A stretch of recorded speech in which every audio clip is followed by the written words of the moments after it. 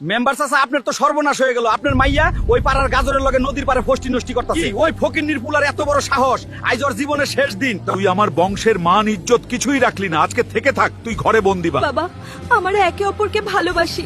ভালোবাসা পাপের কিছু নয়। ওই সবাই শোন, ফকিন্নির পুলা গাজরে যেইখানে পাবি ধইরা শালক বানায় ফেলাবি। ঠিক আছে মেম্বার সাহেব। আহা, আমার ফুলিরে বিয়ে কইরা সুখের একটা জীবন কাটামু। ফুলকপি। কেউ দেখার আগে এটাকে নদীতে ফালা।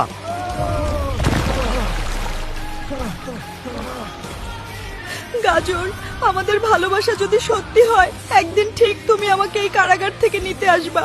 আমি তোমার অপেক্ষায় রইলাম। আয় হায়, এইটা তো গাজর ভাই।